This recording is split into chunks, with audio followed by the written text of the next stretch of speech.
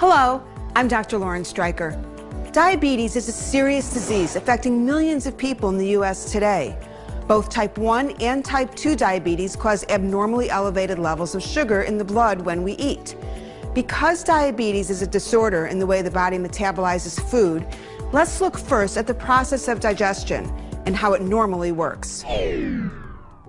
During and immediately after a meal, our body begins to break down food molecules, including carbohydrates, into sugar molecules, one of which is glucose. Glucose is a simple sugar that provides the fuel that every cell in your body needs to survive. After we eat, glucose is absorbed directly into the bloodstream, and our blood sugar levels rise sharply. This sends a signal to the beta cells of the pancreas, instructing them to secrete just the right amount of insulin to manage the sugar. Insulin enters the bloodstream, rising to peak levels within 10 minutes of eating. Its task is to facilitate the entry of glucose into the body's cells, particularly the cells of the muscles and liver. There, glucose is either used to power the cell's activities or it is stored for future use. Once blood glucose levels are at their maximum, the pancreas slows down insulin production.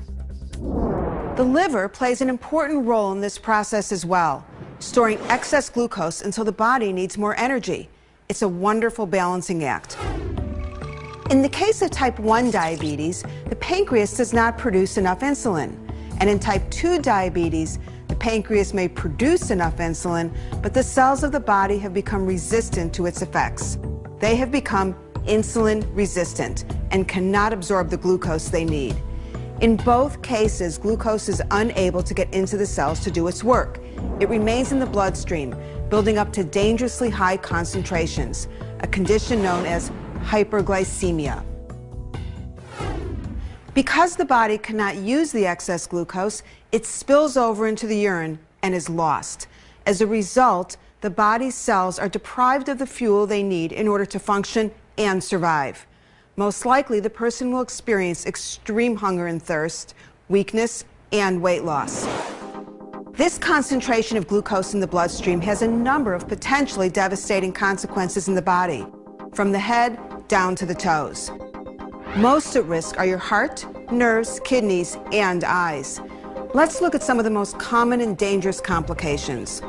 The primary cause of death among people with type 2 diabetes is cardiovascular disease.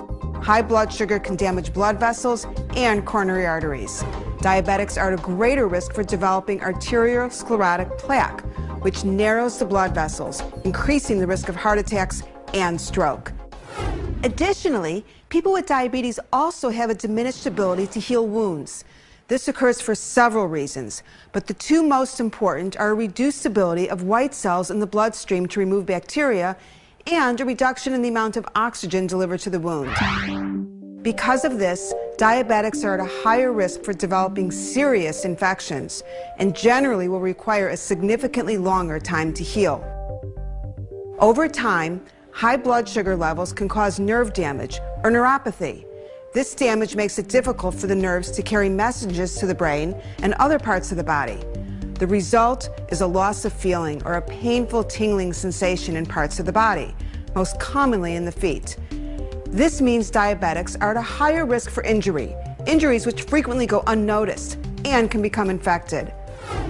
High levels of blood glucose increase the risk that diabetics will develop kidney disease, known as nephropathy, a serious condition in which the kidneys are unable to rid the body of wastes.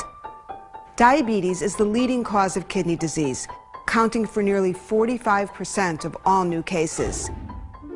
In the eyes, diabetes can lead to a number of complications. The most common and most serious of these is retinopathy. High blood sugar can damage your retina, the tissue at the back of your eyes that captures light and relays information to your brain. Nearly half of all people with diabetes have some degree of retinopathy.